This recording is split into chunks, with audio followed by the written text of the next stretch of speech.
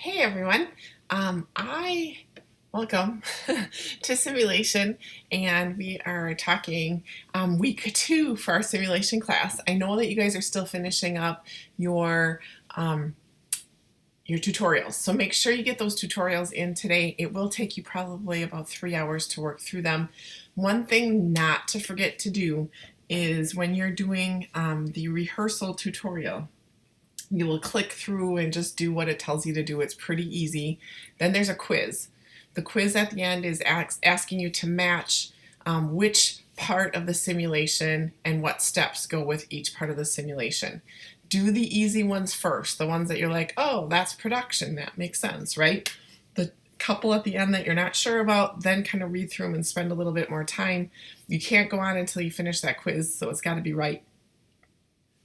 You will get another chance at it though, so if it doesn't work the first time, you can do it, but know that the reason why it might not be recording is because of that quiz. The other thing that you have to do once you're done with that quiz is you have to go to File, Submit Decisions. Okay, so you're going to submit your decisions, and then you can do a file exit, and then that rehearsal tutorial should be done. Okay, so make sure you do that before you go on to the situational analysis. You can actually do any 3 of those in any order that you want. I unfortunately don't have a way to display to you what that looks like, because I once I do it once, it doesn't let me back in. So my demo ends there, so I can't show you how to do that physically.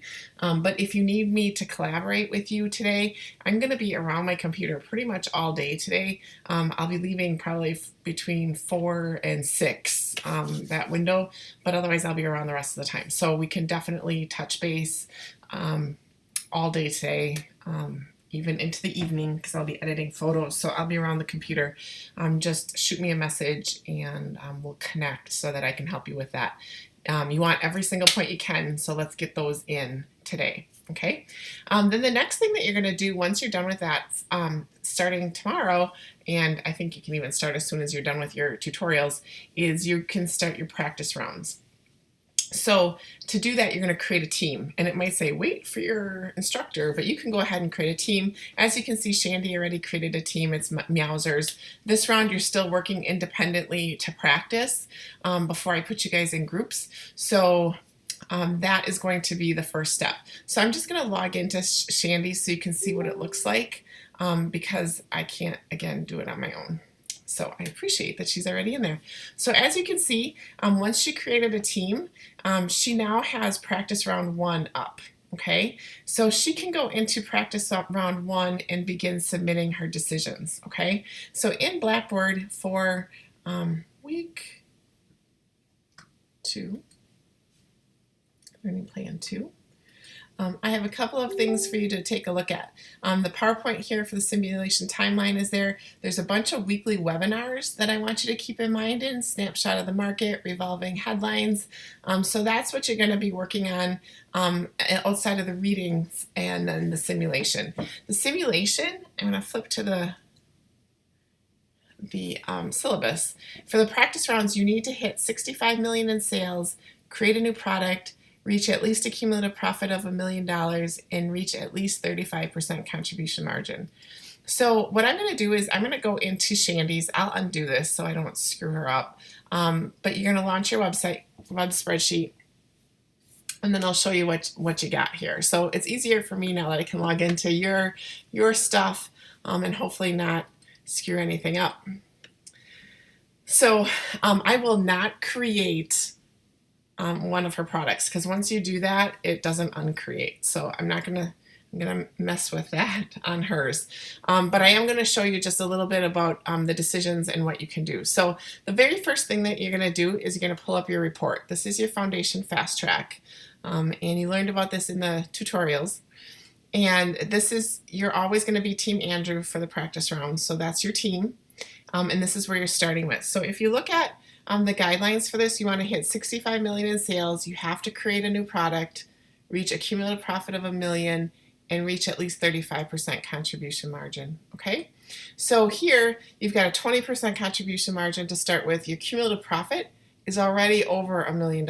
So as long as you're playing through these rounds, and you actually get 5 rounds, it says practice round 4, but you can use 5 rounds if you need to.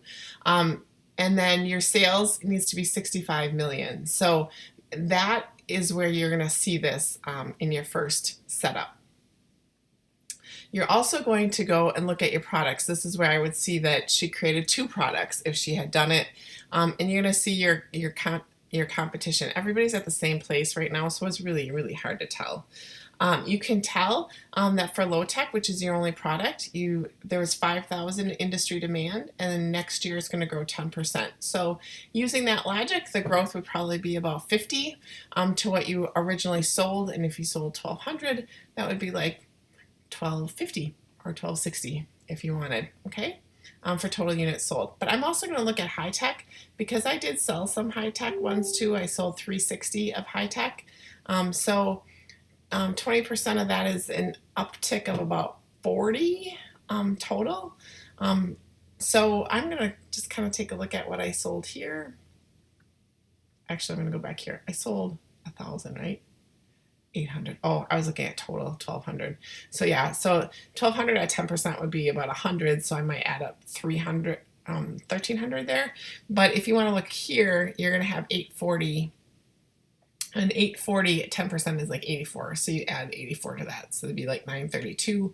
And then this one would be more like 70. So yeah, it's still like 1350 for total growth. So high tech is 20%, low tech is 10%, but your product is actually in both categories. Able is in a low tech and a high tech because of where it's sitting in the perceptual map. I think there's a better picture of the perceptual map. Maybe it's lower. Oh, it's here. So you can see right now Able's in between both high tech and low tech. So you're selling it in both segments. So you just need to check your sales for that. Okay, so those are some of the things that I look at when I go to the Foundation Fast Track. I look at kind of where my competition is for price, for cost. And I'm looking to see, like here, I can see their customer awareness. I can see sales and budget, what everybody's doing. So that'll help me. Okay. If this total here is over $1 million in a year, if you're going to move your product, it will go into the next year. So you're not going to have that change in product until the next year. So that's just something to be aware of, that you might not see an improvement in your performance and your customer satisfaction rate for a whole nother year. So anything over 1,000, which is $1 million, you have to be careful of. And then with performance, I think in size, we're shrinking it by 1.4 for low tech. I think we're thinking. So that would be a 12.2. I'm just going to adjust this. I'm not going to add a product though. And then this would be a 7.8, right? I think. And then you hit recalculate. And it's going to move your product. This is just the 1.4 that I'm doing. And that would be moving this into a high-tech segment. So that's how I would move Able to high-tech if I wanted to, okay? If I didn't want to do that, and I wanted to leave this at a 6.4 and 13.6, I think it was, back where it was, I'd probably be okay with that being a low tech because the revision date when I changed it was like a 2-year revision date. I could then create my high tech one to be a 7.6 and a 12.2. So because you're going to move that the 1.4. So then you can move that into the high tech and it would show up down in this lower circle here. So if I was to do that, it would tell me how much it was. So I'm just going to show you what I mean by the $1 million here. So let's say I move this here. It's showing me that it's $912,000. So I will still get this in this year, okay, because it's 2020, based on the year that it currently is. So 2020, I'd still get it this year, which is great. It is increasing my cost, and if I wanted this to still compete in the low tech segment, even though I just moved it to high tech, so probably wouldn't, I might want to look at my Foundation Fast Track here, and I'm just going to show you something with low tech. So my low tech reliability should be between 14,000 and 20,000. It's at 21,000. So it's really in a high tech, and even the high tech reliability is 17 to 23. So I might reduce this and I might look at 19,000. So if I recalculate that, my reliability is a little bit lower, but it lowers the cost for the material too. So it kind of puts me in a different bracket. So I'm just going to move this back.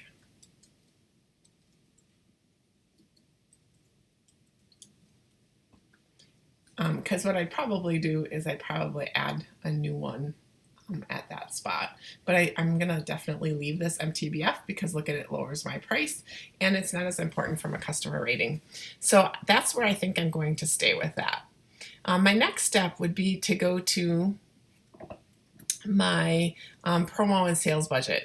So as I'm looking at this, my price is $34 and my contribution margin is here.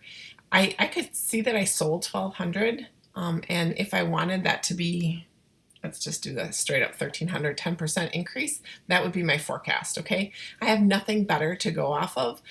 In other rounds, I might look at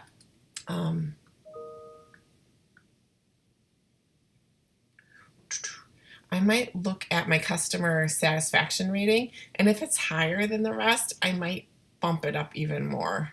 So if I'm on the low end of a customer satisfaction survey, I'm not going to be bullish about this. I'm going to be a little bit more cautious. But because we're all the same, I'm not really sure. I think that's what my forecast is going to be. This benchmark prediction doesn't really do much for you, so I'm not sure that I would worry too much about that. If you look at your sales budget, this is going to tell you how to plan it. Okay, a $1 million sales budget combined across all products in the segment adds 7%, $2 million adds 22%, $3 million adds 32%. So I definitely want to add to this. It's going to take away my contribution margin though. Same with promo budget. So my promo budget, $1 million, you'd end up with 62% customer awareness. 2 million, you'd yield an 85%. And this stuff kind of adds up over time. So if I had two products though here, I might do in the same segment, I might split it. So if I decided to have two low techs, I might split this cost. Okay. So I'm just going to recalculate and see what my contribution margin looks like. So even though I increased this because my forecast went up, my contribution margin still looks pretty good at $5 million. So now the next thing is to look at your costs, what you're charging. And so I'm going to go look, because this is primarily a low tech piece, and my cost is going to be the biggest one, and I'm on the high end of that cost. So I think I might want to reduce that just a smidge. So maybe 32. I don't know. I'm just practicing. There is no right answer with this, so this is the fun part. This is going to cut down my contribution margin. But I think that maybe in my customer segment, I'll be more popular. Okay. So now I'm going to go to my production and HR tab. And looking at this production and HR tab, I have 800 for shift capacity, and I'm looking to fill 1,300 at least. So I probably, because my projection of waste on there, and I have 87 on hand, so this should be 1387, 1287 plus 87 would be over 13. I think we'll be okay. If I had 200 in here or 300 in here, I might reduce this production schedule a little bit because I want to use my inventory on hand too. Okay. And each of these areas tells you, like, you cannot build more than twice your first shift capacity because there's only 2 shifts. Complement, if you don't have enough workers, then you may not have enough to produce, even if your employees work 100% overtime. Accounts payable lag policy from the marketing spreadsheet. As you extend your payable policy, vendors increasingly withhold parts deliveries, making it impossible for you to meet your production schedule. Time and market, new products introduced this year are further constrained by the time they will be in the market. For example, if a new product introduced in October, you could only produce for 3 months. Okay, so if you're building a new product and it goes into the next year, you're not going to be able to create production for it. Okay, let's say you created 300 production units next year, then your capacity would be 600. Okay, so it just depends on if it's coming in this year or not.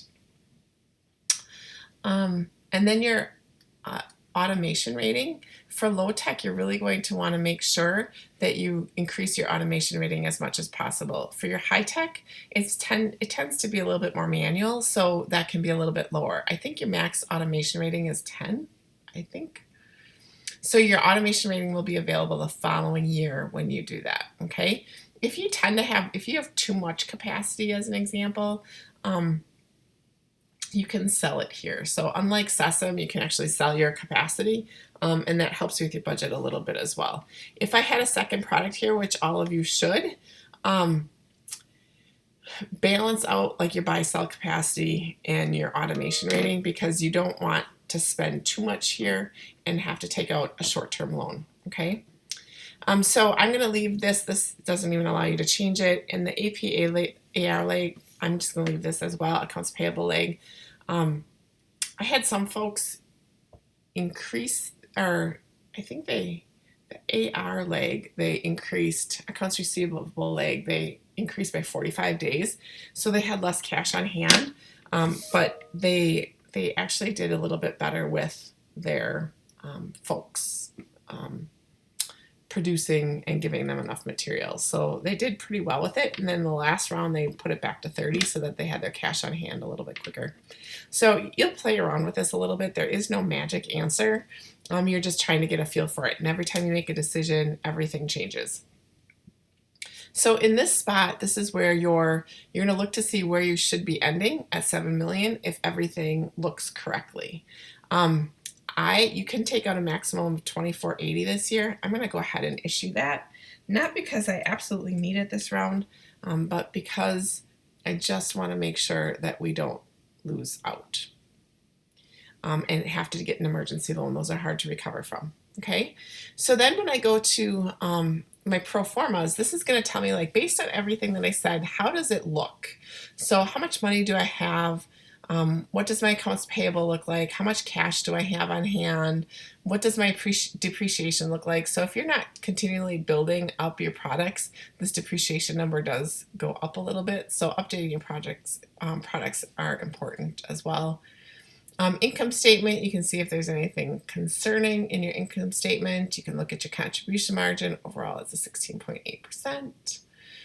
You can look at your balance scorecard. We're not going to be touching that too much this round, but when we break into teams, I'll go into more detail about that. Okay, so, and then you've got your decision summary. This kind of shows you where you're at with everything, and your wages. Kind of a quick look.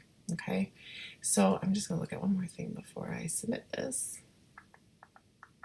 So this is telling me what my current contribution margin is with my product at 17.5%, with my price the way it's at. Okay, so I'm just going to go ahead and update official decisions, and I am going to save.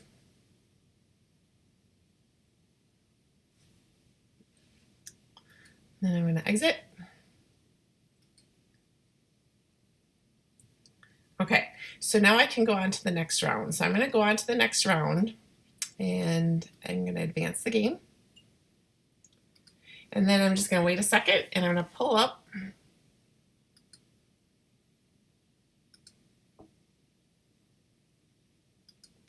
the decisions, launch my spreadsheet.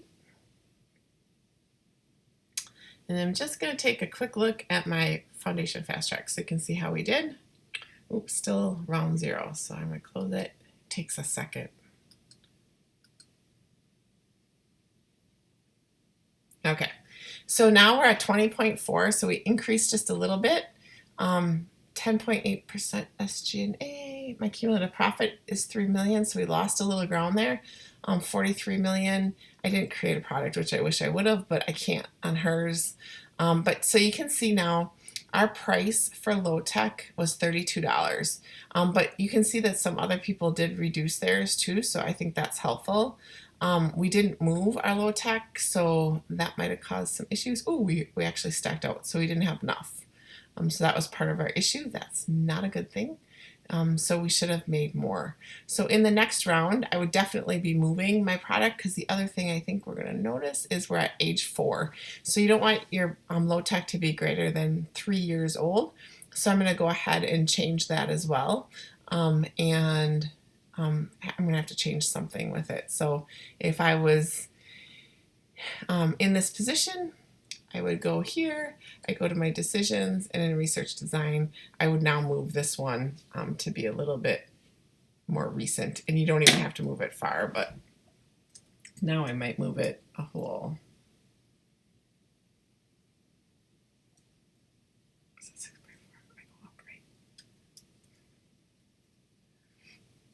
And I don't remember. Anyway, we'll just do that.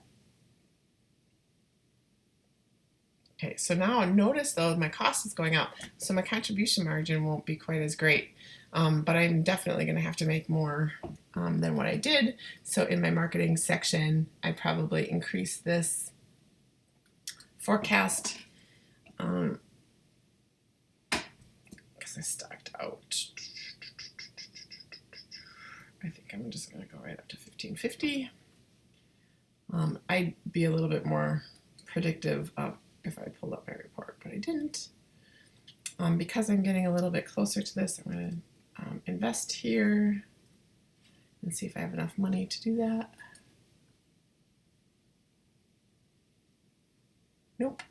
So if it crosses it out, it means you can't do all of it at once. So I'm going to do this.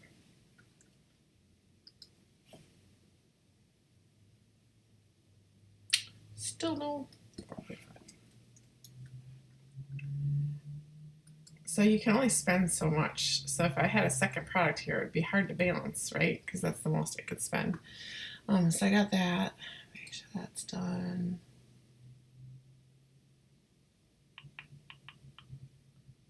Let's see. Okay.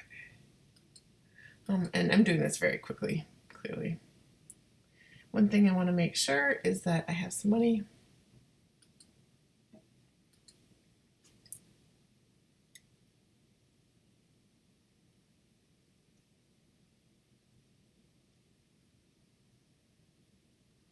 Whew. And sometimes it'll log you out. Okay, it didn't. So I started at 12 million, ended at 7 million. I think I'm okay with that. I'm spending, my only concern is I'm spending 7 million here. So I really want to make sure that I have enough to cover my spend in the production. So if you see that you're spending that, I just want to make sure that if something doesn't go right, I can pay that. So I think I can only issue $99.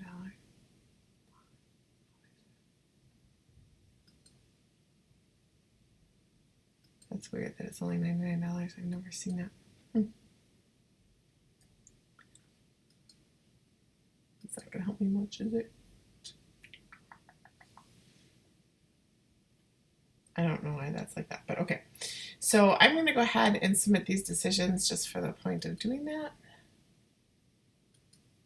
And just show you 2 rounds what it looks like. Again, I don't have an extra product, so I think that's hurting me right now. It's also making the decisions less challenging because I don't have to.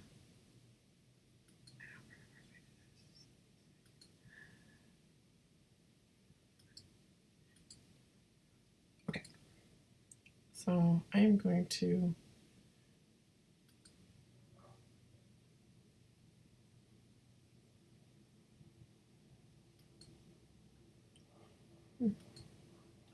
submit my rounds. It's letting me submit my round.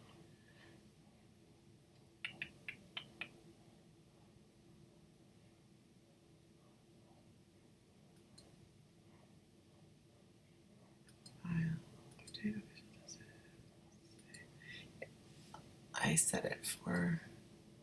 I'm just wondering if it's. I might have to update the settings on here so that you can continue through the next round. Because it's not letting me. Yeah, I'm gonna have to. Did something in here. I gotta make sure that you can go through and do this each round. So you should be able to go in and keep doing the rounds. So now let's say she went through 5 rounds, didn't hit her goals that she wanted to hit. You can go ahead and redo each round. So I'm just gonna hit update. And then Now I can continue to decisions. You'd have to, if you did 5 rounds, you'd have to undo each round separately. Okay, so I will fix this so that you can continue all the way through your rounds without waiting for me, because for some reason it's still set to do that even though I changed that. And then we'll be all set to go. So make sure you create your team, go in there and play around. This is practice, but the goal is to hit 65 million in sales, one new product, a cumulative profit of $1 million, and 35% contribution margin. These two in the middle are going to be very easy for you to hit. The first one and the last one is going to be a little bit harder. It's 10 points for each one. So if you get 2 of them, you get 20 points. If you get 4 of them, you get 40 points, all 40 points for it. So that's how I grade it. Super easy. Just get it done. So you have all week to practice and undo, practice and undo. Don't wait until the last minute on the practice rounds, okay? That's it.